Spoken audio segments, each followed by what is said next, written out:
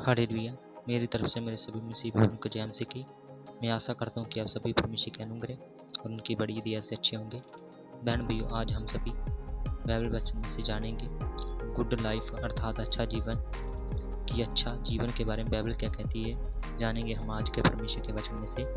बहन भाइयों, ईश्वर के विचार से एक अच्छा जीवन जीने के बारे में बाइबल में यीशु ने अपने शिष्यों और लोगों से अच्छा जीवन जीने और उनका अनुसरण करने के बारे में बात की है। बहन भाइयों, यहाँ बाइबल के 3 सिद्धांत दिए गए हैं बहन भाइयों, जो हमें एक अच्छा जीवन जीने में मदद करते हैं और हम जो कुछ भी करते हैं बहन भाइयों, उसमें यीशु मसीह को केंद्र में रखते हैं। बहन भाइयों, हमारे आज के टॉपिक के पॉइंट हैं अच्छा जो हम जानेंगे परमेश्वर के वचन में से समझेंगे और हमारा पहला पॉइंट है अच्छा जीवन के लिए बुद्धि की आवश्यकता होती है। बहन भाइयों, परमेश्वर के लिए उदारता से देने की आवश्यकता है। अच्छा जीवन जीने के लिए परमेश्वर को मांगे। बहन भाइयों, दूसरा पॉइंट है धार्मिकता का जीवन कैसा होता है बहन भाइयों, और तीसरा पॉइंट है एक अच्छे पुत्र और अच्छे पिता की निशानी क्या है बहन भाइयों, और पौलुस की तरह चाल हम कैसे चलें, और पौलुस की कैसी चाल थी जो बाइबल से रिलेटेड है। बहन भाइयों, बाइबल के अनुसार अच्छा जीवन जीने के लिए परमेश्वर क्या कहता है, जानेंगे हम परमेश्वर के वचन में से। और अच्छा जीने के लिए परमेश्वर का कानून और निष्कर्ष। बहन भाइयों, अच्छा जीवन के लिए बुद्धि की आवश्यकता होती है। बहन भाइयों, नीति वचन 4 अध्याय उसके 5 और 6 वचन में बुद्धि और समझ को प्राप्त करने के बारे में बाइबल बताती है। बहन भाइयों, क्योंकि बुद्धि ना हो तो सही और गलत में फ़र्क करना मुश्किल हो जाता है बहन भाइयों, और वही व्यक्ति बुद्धिमान कहलाता है बहन भाइयों, जो सही और गलत में फ़र्क करना जानता है। बहन भाइयों, हमें बुद्धिमान होना और न्याय से काम करना और अपने परमेश्वर प्रदत्त अधिकार में नम्रता से चलना है। बहन भाइयों, बुद्धि का अर्थ यह समझना है बहन भाइयों कि परमेश्वर कौन है और वह हमारी परवाह कैसे करता है। बहन भाइयों, यह परमेश्वर ही है जिसने हमें जीवन दिया है और हमें वह बनाया और हमें उसने बनाया है बहन भाइयों, जो हमें हैं। इसलिए हम अपने पूरे हृदय से उसकी भक्ति करते हैं बहन भाइयों, क्योंकि हमें परमेश्वर ने बनाया है। बहन भाइयों, परमेश्वर के लिए उदारता से देने की आवश्यकता है।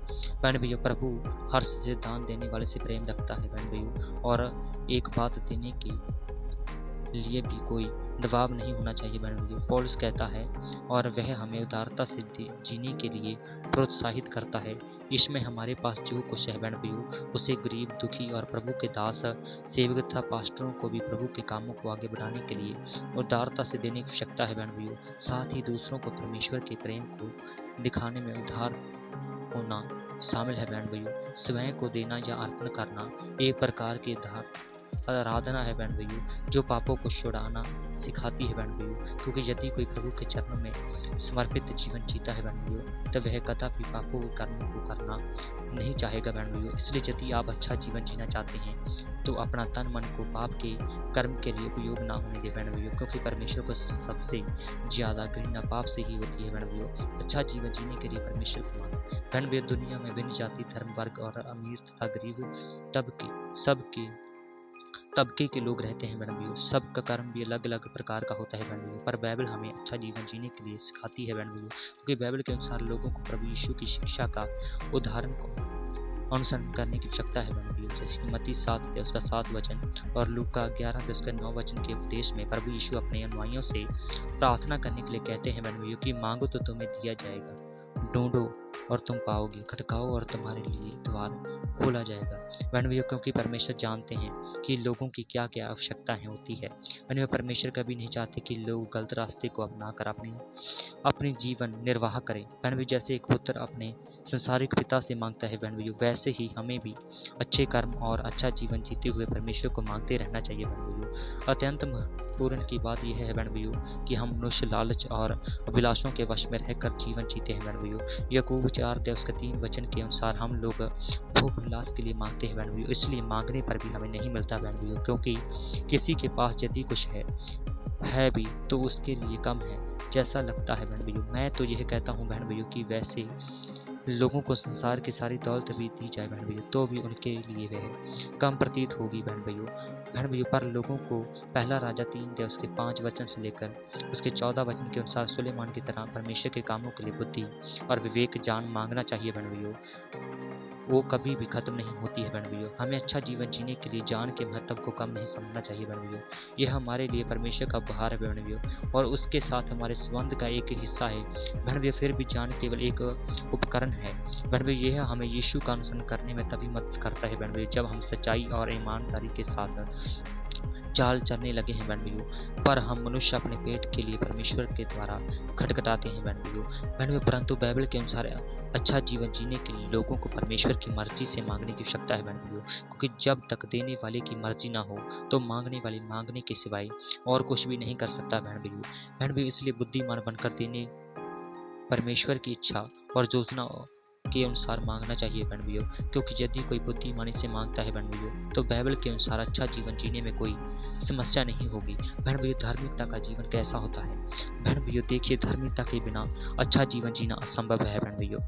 यह ना कहना कि बुराई करने वाले लोग भी अच्छा जीवन जी रहे हैं बहन भैया। देखिए भाई साहब, पाप बुराई करने वाले लोगों का जीवन बाहरी दृष्टि से अच्छा दिखाई देता होगा, पर असलियत में अर्थात उनकी अंतरिक्त जीवन में बेचैनी रहती है बहन भैया। इसलिए यह आवश्यक है कि हम परमेश्वर को जानें और उस पर भरोसा रखें बहन भैया, क्योंकि मत्ती 5 अध्याय उसके 6 वचन में प्रभु यीशु इस प्रकार कहते हैं बहन भैया कि धन्य है वह जो धार्मिकता के भूखे हैं और प्यासे हैं। यीशु कहते हैं क्योंकि वे तृप्त किए जाएंगे। कि जो धार्मिकता के भूखे हैं, कि पहले धार्मिकता के भूखे, कि जो व्यक्ति धार्मिकता के परमेश्वर के वचन के भूखे हैं वह प्यासे हैं, और वह क्या किए जाएंगे? परमेश्वर के वचन के अनुसार क्या किए जाएंगे? तृप्त किए जाएंगे बहन भैया। अर्थात जो लोग पाप को छोड़कर सच्चाई और ईमानदारी से जीवन जीते हैं बहन भैया, उनको अच्छा जीवन मिलेगा बहन भैया। उन लोग जो धार्मिकता के भूखे हैं, अर्थात जो वास्तव में परमेश्वर को जानने की इच्छा रखते हैं बहन भैया और यीशु का अनुसरण करने के लिए प्रतिबंधित है बहन भैया, उनके पास हमेशा शक्ति और जान का स्रोत होगा बहन भैया। परमेश्वर सृष्टि का रचिता है बहन भैया और सारे ब्रह्मांड का रचिता है बहन। परमेश्वर जो पवित्र और धर्मी है, हमारे जीवन में चाहे कुछ भी हो जाए बहन भैया, वे हमेशा हमारी तरफ है और हमारी मदद करने को तैयार है बहन। जब हम पाप को छोड़ दें, हम जब भी अपने पाप के लिए पश्चाताप करें बहन भैया, तो उसके लिए वह हमें क्षमा करेगा बहन भैया।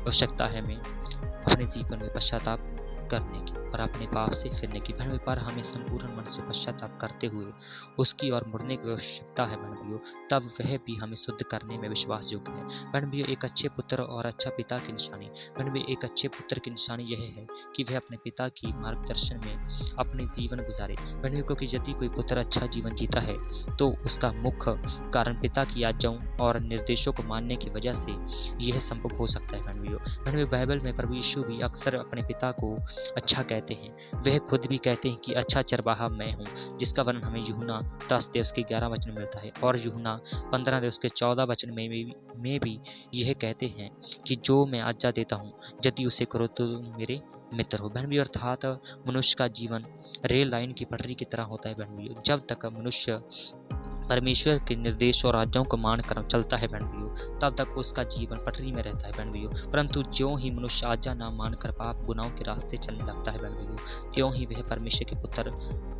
और पुत्री और मित्र बनने के लायक नहीं रहता बहन भैया। यहाँ तक कि बाइबल के अनुसार अच्छा जीवन भी उस व्यक्ति के हाथ से चला जाता है बहन भैया। परमेश्वर किसी का बुराई नहीं बल्कि भलाई ही चाहते हैं बहन भैया, पर कम वक्त इंसान ही बुरे होते हैं बहन भैया, क्योंकि परमेश्वर में कुछ भी बुरा नहीं है बहन भैया, और उसके राज्य में पाप या अधार्मिकता के लिए कोई जगह नहीं है बहन भैया। पौलुस की तरह चाल बहन पौलुस कहता है, यीशु के गवाह होने के लिए हमें परमेश्वर से प्रेम करने की आवश्यकता है और दूसरों से वैसे ही प्रेम करने की आवश्यकता है जैसे हम स्वयं से प्रेम करते हैं बहन भैया। इसमें वे लोग शामिल हैं जो हमसे अलग हैं और जिस समाज में हम रहते हैं उसकी यथास्थिति को अच्छा जीवन जीकर चुनौती देते हैं बहन भैया। उनके लिए पहला कुरिन्थियों 11 अध्याय उसका 1 वचन और फिलिप्पियों 3 अध्याय उसके 17 वचन के अनुसार पौलुस की सलाह यह है बहन भैया कि मेरी सी चाल चलो जैसे मैं मसीह की चाल चलता हूँ बहन भैया। का अर्थ यह है कि उसी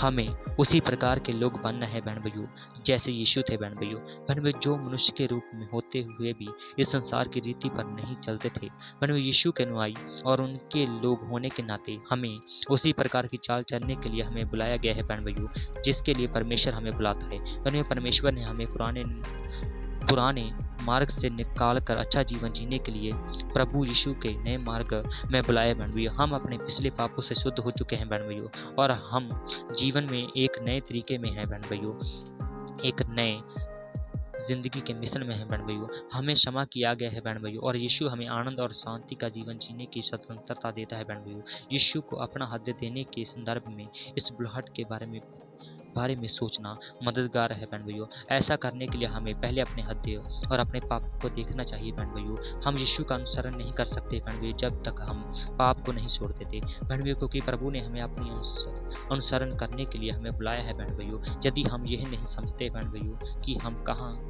गलत हो गए हैं और हमें क्षमा की आवश्यकता क्यों है बहन भैया, तब हम अपने पापों को स्वीकार करते हुए और उसकी ओर मुड़ते हुए अच्छा जीवन जीने की आरंभ करना चाहिए बहन भैया। एक बात बाइबल की मानकर परमेश्वर जो चाहता है उस पर हमारा मन लगा रहना चाहिए बहन भैया। इसलिए यदि हम अपना हृदय यीशु को देना चाहते हैं बहन भैया, तो हमें यह देखने की आवश्यकता है कि हमारे जीवन में क्या सत्य और वास्तविकता है बहन भैया, और क्या ये ऐसी चीज़ें हैं बहन भैया जिनसे हम प्यार करते हैं बहन भैया। यीशु हमें अपने जीवन में उन चीज़ों की तलाश करने के लिए कहते हैं बहन भैया जो सत्य और वास्तविक है बहन भैया। बाइबल के अनुसार अच्छा जीवन जीने के लिए परमेश्वर क्या कहता है बहन भैया। ईश्वर स्वर्ग और पृथ्वी का निर्माता और शासक है बहन भैया। उसने रहने के लिए पृथ्वी की रचना की और स्वर्ग को अपनी इच्छा के अनुसार काम करने के लिए स्थापित किया बहन भैया। पृथ्वी को मानव जीवन के स्थान के रूप में कार्य करना है बहन भैया, क्योंकि परमेश्वर ने मनुष्य को इस जगत में रहकर अच्छा जीवन जीने के लिए बनाया है बहन भैया। बहन भैया, शुरुआत में भगवान ने आकाश और पृथ्वी और बीच में सब कुछ बनाया बहन भैया। वह ब्रह्मांड और उसके सभी निवासियों का भगवान है बहन भैया। वह निर्माता और शासक है बहन भैया। वही पवित्र और सामर्थ्य और पराक्रमी है। वह सर्वशक्तिमान और सर्वज्ञ है बहन भैया। उसने सीमाएं निर्धारित की बहन भैया, और उसके लोगों को इन सीमाओं का सामना करना है बहन भैया। वह सर्वशक्तिमान, सर्वज्ञ और शक्तिशाली है बहन भैया। उसने वह सब बनाया जो मौजूद है बहन भैया, उसे एक साथ रखता है बहन भैया। वह सर्व भला है बहन भैया। मानवता के लिए उसका प्रेम और अनुग्रह एक नई पहचान लेकर आया है बहन भैया। बहन भैया, यीशु मसीह परमेश्वर का शाश्वत वचन उनके लिए परमेश्वर के उद्देश्यों को पूरा करने के लिए मनुष्यों के बीच रहा बहन भैया। क्रूस पर उनकी मृत्यु ने मानवता को छुटकारा दिलाया बहन भैया, और विश्वासियों को फिर से नया जन्म लेने, पवित्र आत्मा में जन्म लेने की क्षमता दी बहन भैया। बहन भैया, अच्छा जीवन जीने के लिए परमेश्वर का कानून बहन भैया, हम परमेश्वर की व्यवस्था के माध्यम से उसके उद्देश्यों के बारे में बहुत कुछ जानते हैं बहन भैया, परंतु परमेश्वर की व्यवस्था और इच्छा के अनुसार नहीं चलते बहन भैया। कभी कभी कानून के पीछे का अर्थ कानून की अक्सर से अधिक महत्वपूर्ण होता है बहन भैया। हम अभी भी परमेश्वर की व्यवस्था से बहुत अधिक जान बटोर सकते हैं बहन भैया। बहन, परमेश्वर का कानून अच्छा, न्यायपूर्ण, यह आचरण के नियम और जीने के लिए दिशा निर्देश प्रदान करता है बहन भैया। बहन भैया, इसमें नैतिक सिद्धांत शामिल है जो अच्छा जीवन जीने के लिए प्रत्येक व्यक्ति के दैनिक जीवन को नियंत्रित करते हैं बहन भैया। यह हमें परमेश्वर के साथ एक संबंध की ओर मार्गदर्शन करने के लिए है बहन भैया। बहन भैया, परमेश्वर चाहता है कि हम उसका अनुसरण करें बहन भैया। उसने हमें परमेश्वर के परिवार में पुनर्स्थापित होने का मार्ग दिया है बहन भैया। इसने दिया यीशु ने बहन भैया। उसने हमें मार्गदर्शन के रूप में व्यवस्था और 10 आज्ञाएं दी है बहन भैया। उसकी संतान के रूप में हमें उसके मार्ग पर चलना है, उसके लोग बनना है और अच्छा जीवन जीना है बहन भैया। इस वचन का निष्कर्ष बहन भैया, बाइबल के अनुसार अच्छा जीवन शांति और संतोष का जीवन है बहन भैया। हमें अपना जीवन परमेश्वर के प्रेम के उदाहरण के रूप में जीना चाहिए बहन भैया। बहन भैया, ये चीज़ें तभी प्राप्त हो सकती है जब कोई परमेश्वर के वचन का पालन करे बहन भैया। जब हम उसकी आज्ञाओं का पालन करते हैं तो हम परमेश्वर की शांति और प्रेम का अनुभव करेंगे बहन भैया। यह शांति अन्य लोगों और स्वयं के साथ हमारे संबंधों में प्रतिबिंबित होगी बहन भैया। हमें अपने प्रत्येक कार्य में परमेश्वर को पहले स्थान पर रखने का प्रयास करना चाहिए बहन भैया, और यह हमें एक सुखी और शांतिपूर्ण जीवन जीने की अनुमति देगा बहन भैया। आज के हमें वचन में से सीखा हमने कि हमें अपने कार्य में परमेश्वर को पहल देनी चाहिए, और अपने जीवन में हमें अपने आप को परमेश्वर के आगे समर्पित कर देना चाहिए कि परमेश्वर कि तू मेरे जीवन को चला, तब ही मेरा जीवन अच्छा हो, तब ही मैं गुड लाइफ जी पाऊंगा बहन भैया। मैं आशा करता हूँ आज का वचन आपको अच्छा लगा होगा,